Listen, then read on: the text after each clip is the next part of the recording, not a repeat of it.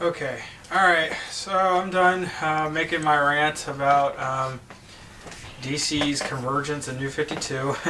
So what better way to relax than just talk about the movies that Dave and I saw in 2014.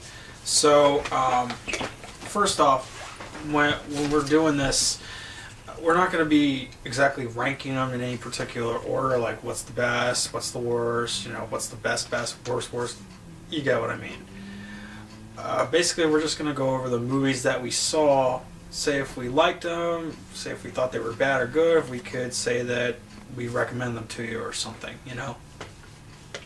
So, let me start off. Dave and I will take turns, and I'm going to be going in the order of the movies that I saw in the order that they were released. Dave will, when he talks, he'll do his own thing, movies that he just saw.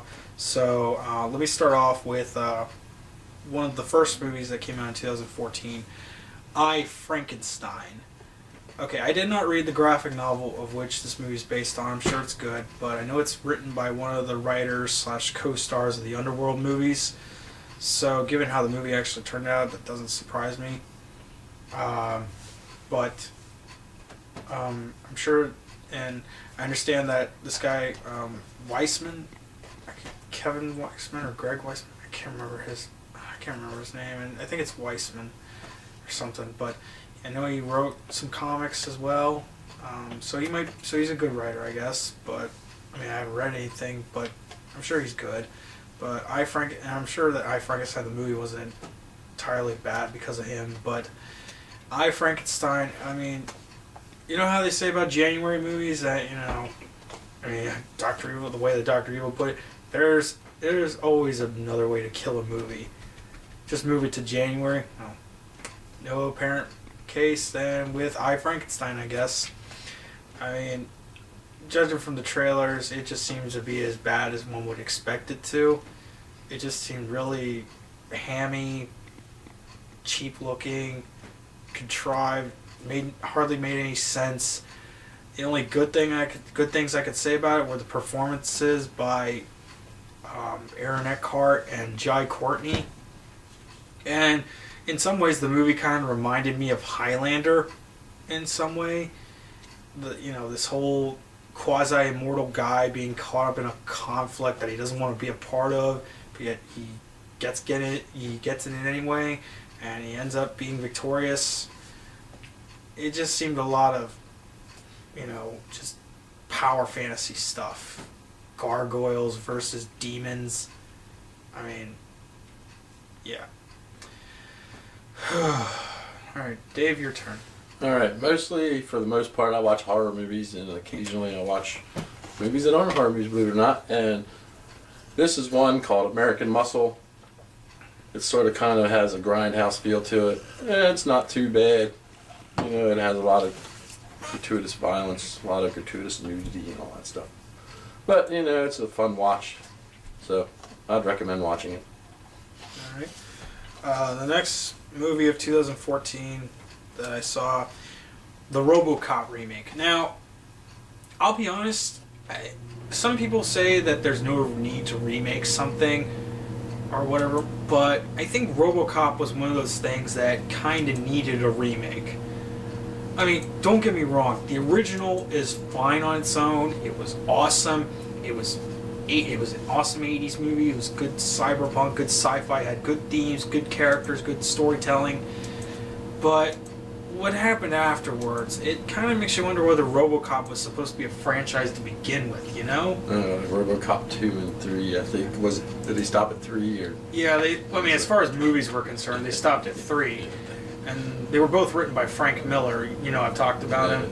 But they weren't entirely his fault. Apparently, Hollywood botched up the scripts real bad. And eventually, Frank Miller got the real scripts published in comics. So, canonicity, continuity, whatever, who knows.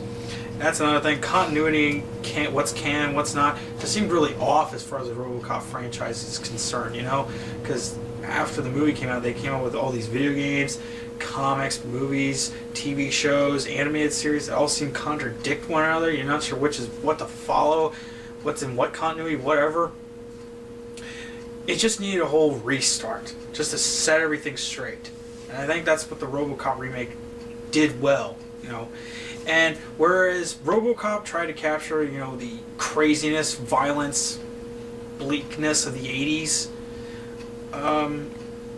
you know, in a cyberpunk sci-fi way, the RoboCop remake was more in line with superhero movie reboots. And, you know, the remake for me, it actually focused more on the character of RoboCop himself, you know? Which is funny, given that the movie is named RoboCop. When you compare the remake to the original, it seems that the original was more about the corporation and the city rather than the character. And I understand sometimes when you do movies, sometimes it's good to focus not on just the characters, but also the world of which they were living in. But it just seemed like the original movie was 75% about the city and the corporation, and the rest was RoboCop. That's just what it seems like to me. It's still a good movie, but that's what it seems like when you compare it to the remake. And yeah, in the remake they do focus on not just the corporation, the city apparently, but also politics and America using robots in other countries and weird sense of patriotism. But RoboCop is actually more vocal. You know, I mean, the original RoboCop had a show not tell kind of thing, but the remake had a show and tell. The RoboCop in the remake was more vocal, more. You could actually tell what. I mean, it was more vocal, more. Yeah, he was more vocal, more outspoken, more emotional about what's happening to him, and I liked that. And I actually like the redesigned look, you know, the black, red visor and everything. So it was good. It was a good movie, and it made more than $200 million. And here's the fun fact: the original 3 RoboCop movies, when you combined what they made in the box office, combined, they made a little more than $100 million. The remake made easily more than twice that amount. So it's the highest grossing film in the RoboCop franchise. And if they make more RoboCop movies, I hope they do. I'd like to see how they progress forward. Though I hope they kind of get rid of that odd, weird sense of patriotism thing. And it's good performances too out of the cast. Samuel L. Jackson, that was a surprise. You know, him being in the RoboCop remake, that was surprising good. Michael Keaton and of course Joel Kinnaman, the titular RoboCop, and Gary Oldman, yeah, all good and good direction, good writing. It was a good movie.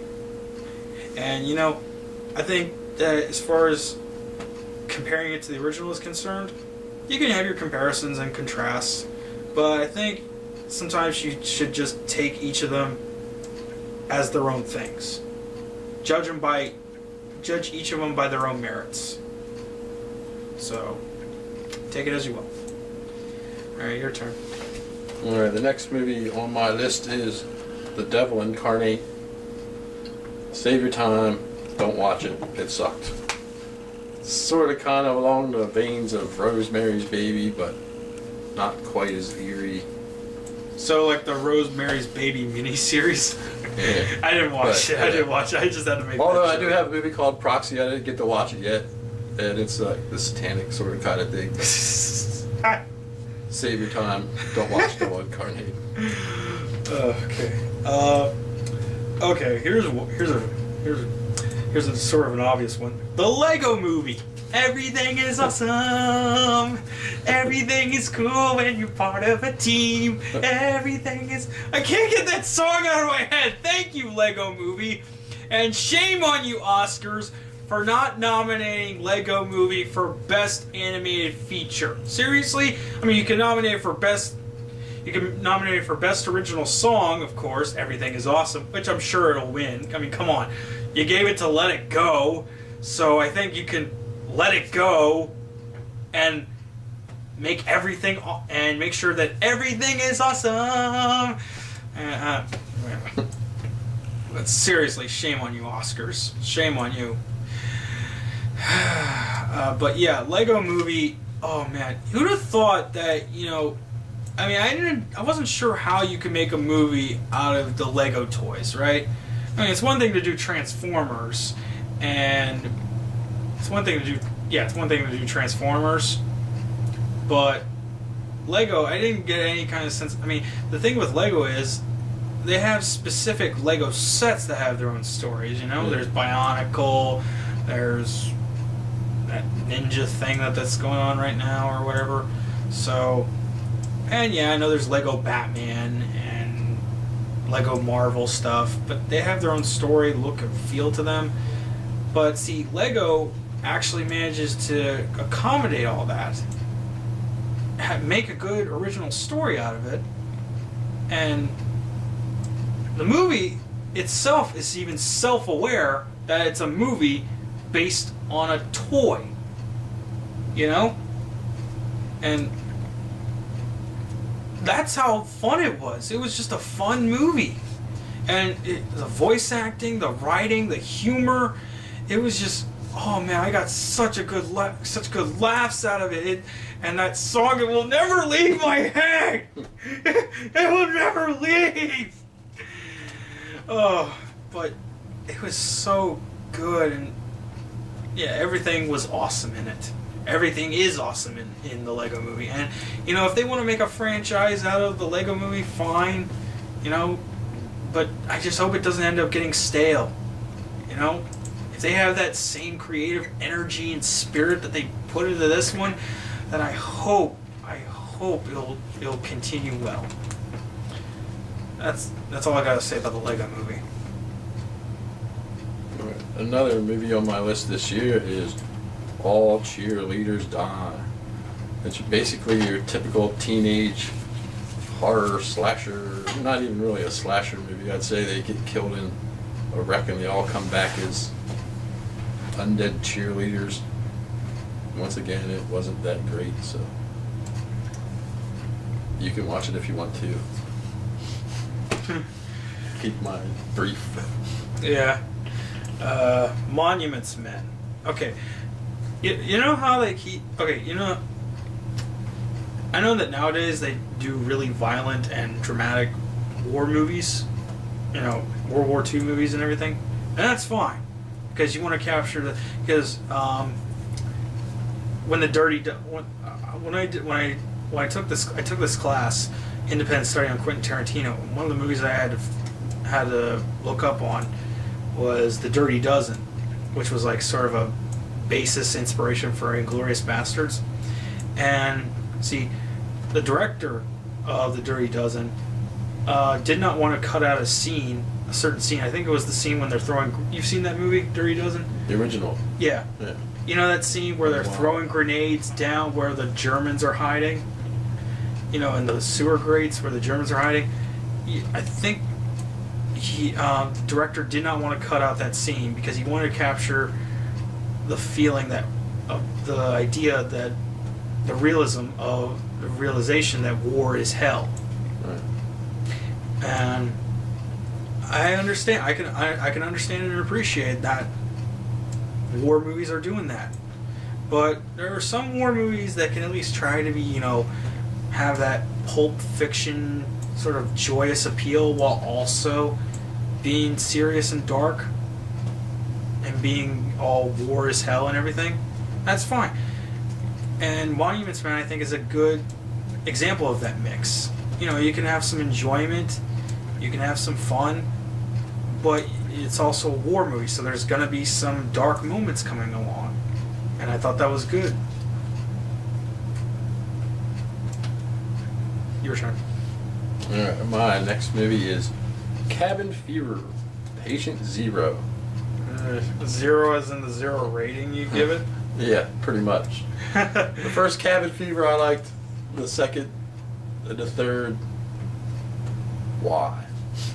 Kind of makes you wonder why. Why do they keep milking a franchise? Especially Yeah. when like the first one was good and then they make two more that totally suck. Well, I'll get to that with a certain movie in a bit, but this movie, on the other hand, which continues a series, Probably like Wrong Turn 6. But I didn't see it, but I like the Wrong Turns. They're just quirky and funny and they kind of remind me of my own family in a way. yeah, Not inbred, but you know, crazy. not inbred and not murderers or cannibals or anything. Oh, I don't know about cannibals, maybe, but I don't know. Okay, but Captain America: The Winter Soldier. You know, what I said about The Monuments Men, how it was sort of a pulp, action-y, joyous movie, but also addressing the war as hell kind of thing. Captain America: The First Avenger, as a war movie, if you were to call it, if some people were to call Captain America: The First Avenger as a war movie, you could consider it as such. You know, it's paying homage to like pulp serials and stuff, but it's also addressing that war is hell. So, but it was also putting Captain America seriously, you know, in a serious context, and it was paying homage to his roots. But see, then you got the challenge of putting Captain America in modern times. We only got to see a bit of that in the Avengers. Captain America: The Winter Soldier was going to take that challenge head on, since it was solely focusing on him. And, well, previous attempts of putting Captain America in a modern context so far as celluloid is concerned, yeah. Red Brown, anyone? Not to diss the actor, because he has some good, cheeky, funny stuff, you know. But then there was that, but yeah, the Captain America stuff that he was in, not that great. I mean, come on, motorcycle helmet, battle van, red, white, and transparent shield, red, transparent blue shield that throws around like a frisbee. I mean, yeah, his shield is kind of thrown like a giant frisbee, but you know, there's some kind of seriousness you can get out of it. Didn't do well. And then you'd think that in 1990, when they did another Captain America movie, they would have learned their lesson, but no, they didn't. And in some ways, it could be worse because And they did that. it looks even worse looking. They did that Captain America TV series. I think it was a short couple episodes. That was the Red Brown that I was just talking about back in the 70s. Yeah. That's... Yeah, because see, back in the 70s, Marvel was being sort of all over the place with TV because the Incredible Hulk was so popular. They tried to do a couple other things: Doctor Strange, The Amazing Spider-Man, and Captain America. All three of them sucked. But Captain America: The Winter Soldier actually succeeds at putting Captain America in a modern context because he's this man out of time. He's this man from the 40s, and he's in modern times. He's trying to adjust, and he's realizing that not everything's all black and white. There's a lot of gray areas. He's not sure who to trust. He's not sure who the bad guy is. And you know, some people say that one of the best ways to kill a comic book movie, a comic book superhero movie, is to have multiple iconic villains in it, not giving them enough time to develop the story or develop the character or anything. In Captain America: The Winter Soldier, it kind of works because there were multiple villains in there, some of which were good guys turned villains, either because of brainwashing, you know, the Winter Soldier, for instance. But that was the idea, because it's like you're not sure who's bad, you're not sure who's good, you're not sure who to trust. Captain America: The Winter Soldier did that right. It became a good movie. And you know, there was this one article I saw about Captain America, about people wanting the directors of Captain America: The Winter Soldier. They wanted Captain America: The Winter Soldier to get nominated, or at least be considered to get nominated for major Oscars, like Best Picture. And that could have worked, you know? I would like to have seen Captain America: The Winter Soldier get nominated for Best Picture. I'm all for it. But no, the Oscars are like, fuck that. Yeah. Oh, I mean, okay, so back in 2008, when people made that whole fiasco about The Dark Knight getting snubbed for the Best Picture, okay, yes, as well as Gran Torino and a couple other movies in 2008, and they extended the category to 8. Has there ever been a comic book movie since 2008 that's been nominated for Best Picture? No! No! So what was the point of extending it? Right. If you're just gonna keep doing this elitist shit. Right. Seriously. Anyway. Your turn. Alright. The next movie I'm going to talk about is another non-horror movie I watched this year, and that was Neighbors with Seth Rogen. I wanted to see that because it looked funny in the previews. I got a few laughs out of it. Like I said, it wasn't too bad. I didn't see the interview, but I'm sure it was probably, maybe, to me it might have been as funny as the interview. I didn't see it, but Yeah.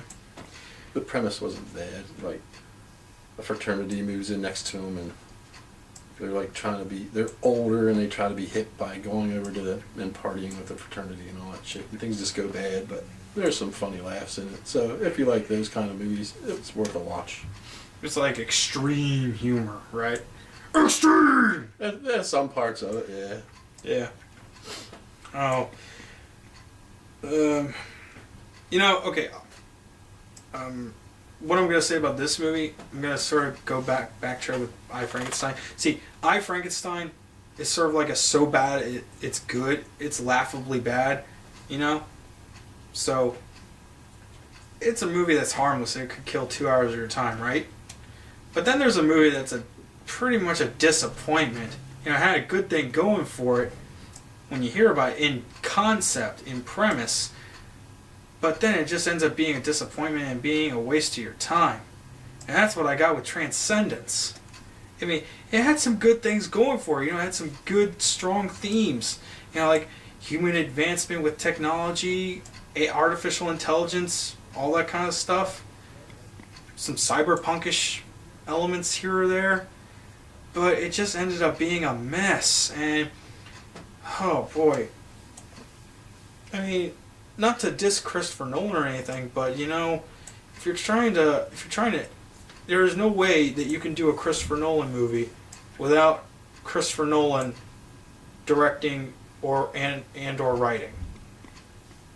Actually, he directs, produces, and writes. So, okay, yeah, Christopher, you can't just do you can't just have a Nolan produced movie without Nolan directing and writing, unless you got someone who can really carry it, like Zack Snyder, when he did Man of Steel, and Nolan produced that. But Willie Pfeister, this was his directorial debut, but this was a mess.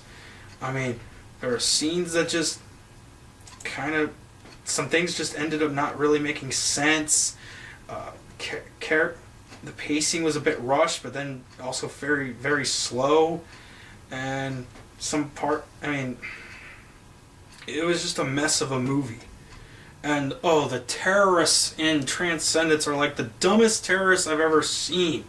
They're like, we hate technology, and we don't want humans to get advanced through technology.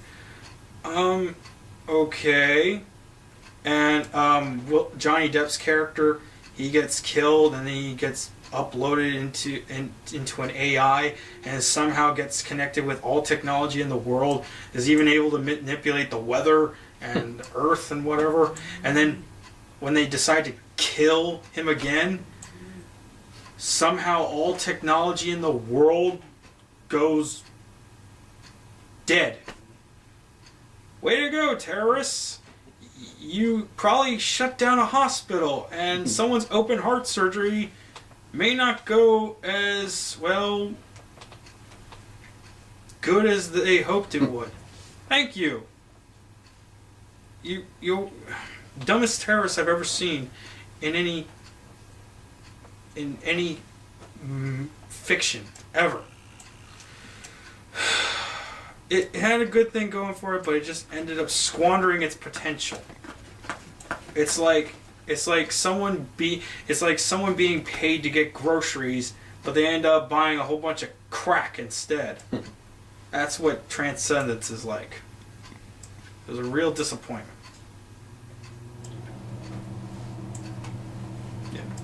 All right, the next movie I'm going to talk about is Kevin Smith, Tusk. I really wanted to see that. Yes. If you're looking to see a Kevin Smith movie that's like Mallrats or Chasing Amy or Jay and Silent Bob, this is definitely not that movie. But it's not. But it's nothing like Jersey Girl, though, right? Or what's the other one? Geely or whatever the hell. No, he didn't Jersey- do. He didn't do Geely. What? Jersey No. Girl. Yeah, that's Jersey No, Girl. no. Jersey no. Girl's the other bad Ben Affleck movie. No, this is definitely not like any of those movies. It's probably not like anything that you've ever seen from Kevin Smith. Well, he did a movie. One of his first movies he did was Vulgar, which was better than Tusk in my opinion. Red State. I liked Vulgar better than Red State too. Wait, But- Vulgar? Yeah, it's one of his earlier movies. Not so. It was a Was it a short film? non-com. It was a regular movie. I never heard of Vulgar. Yeah, but Tusk is, of course, the acting is bad, but I think it was intended to be that way. So it's like ironic. But yeah, a guy gets stranded on an island and he basically falls in love with a walrus that saved him from drowning. And he has to, before he gets rescued by a boat, he has to kill and eat said walrus. And from then on, his life mission is to turn somebody into a walrus. I am the walrus. Basically. But I had to say the movie, the acting was bad, but you expect that a little bit. I mean, it was meant to But for me, the ending was great, and I don't want to spoil it. So if you, and I wouldn't compare it to the Human Centipede, but it's sort of kind of Human Centipede-y. But I thought the ending was great, and I got laughs out of this movie, and there's some pretty decent stuff in it. So yes, I would watch Tusk. Wait, did you see it in theaters or did you? No, I just you see it. got the DVD. Just got. When the did it come out on DVD? I don't Did it come know. out like a few months? It was like a few only months a or a few couple weeks? months ago, maybe within the last couple months. Okay, because it came out like September, so Yeah. it had a limited I release. should probably do my internet movie database research a little bit, but you know, Well, it had a limited release, yeah. so I don't even and know if it was in theaters around here or not. Well, I don't if so, it was probably. I mean, it was probably at the Penn Cinema 16. That's where I saw It Birdman. might have been, if it was in theaters, it might have been there for a week. Okay. Speaking of disappointing movies, probably the biggest disappointing movie, and I don't mean worst movie. Okay, biggest disappointing movie I saw in 2014 was The Amazing Spider-Man 2. You know, I'm just gonna go out and say it. Sony, quit doing Spider-Man. All right, if you can't learn from your mistakes, and you're just gonna hold on to it like a greedy little toddler, not letting go of the toy that he's borrowing from his playmate, in this case being Marvel, then clearly you should give it back. After 12 years? Yeah. I mean, I like the Raimi movies, you know, and I thought it was a little questionable to reboot the Raimi movies. I mean, yeah, Raimi drops out of Spider-Man 4. Couldn't just get a new director and continue with the cast from before? I don't know. But The Amazing Spider-Man reboot was good. I like Andrew Garfield's performance. It was more grounded, more realistic. The relationship between Peter and Gwen, it was actually believable, something I wanted to root for, and I liked the whole it was like a connecting the dots type of story, and everything was connected. And the movie ended with the fact that this was going to be something that was continuing in future movies. You know, everything was going to be connected, because see, the Raimi movies had this whole, each movie stood on its own while being somewhat connected. You wouldn't have to see the previous movie to understand what's going on in this movie. But with The Amazing Spider-Man, it was like everything was going to be connected, so you have to be sure you see them in order. With Amazing Spider-Man 2, it was kind of like that, but it was like squandering the potential. Jamie Foxx as Electro, not as big of a villain as the trailers made him to be. The movie felt short but also long at the same time, which is weird when I say that, you know. A lot of scenes, the story was just all over the place. Some of it didn't really make sense, and I think it had a lot to do with scenes being cut from the finished film. And I heard that when the DVD came out, they restored those scenes, so I might check that out just for that. But yeah, and it just ended up being a mess. Oh, and yeah, way too many villains. That's something that they did not learn from the previous movie. You know, because Spider-Man 3, one of the problems was that it had too many villains. You know, like Spider-Man 3 had Venom in it, and they saved him for the end instead of, you know, putting him in the next movie, which would have made more sense. But Amazing Spider-Man 2, it was like they had Electro and Green Goblin and Rhino. And that the way that it ended, you know, okay, it seemed pretty cool, but sure, if they showed Spider-Man fighting Rhino at the end of the movie, sure, that might have been padding out, but it would have been a much more satisfying conclusion than what we actually got. And you know, this was supposed to, this was supposed to be the make or break movie for this Amazing Spider-Man film series, because after this movie there's going to be a third Amazing Spider-Man movie, and possibly a fourth, and a Sinister Six spin-off, and a Venom movie. But it's unsure if that's still going to happen or not, because, well, the Sony hack and Sony and Marvel getting into discussions, and Spider-Man might get rebooted all over again, or he might get put in the Marvel Cinematic Universe. I don't know. I would like to see a Venom movie if they make it good.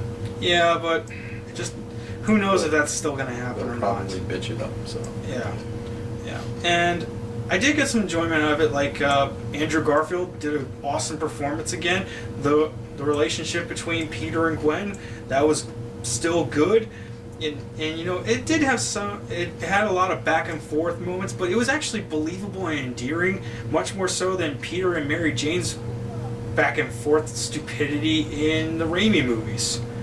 And Dane DeHaan as Harry Osborn was pretty good, and the movie did have some tear-jerking moments, but and I like the whole, you know, the big corp. I mean, yeah, it's a bit standard of a movie to do the whole big corporation being the bad guy and everything, but you know, in the case of Spider-Man, it kind of makes sense because at least they're trying to connect things now, somewhat.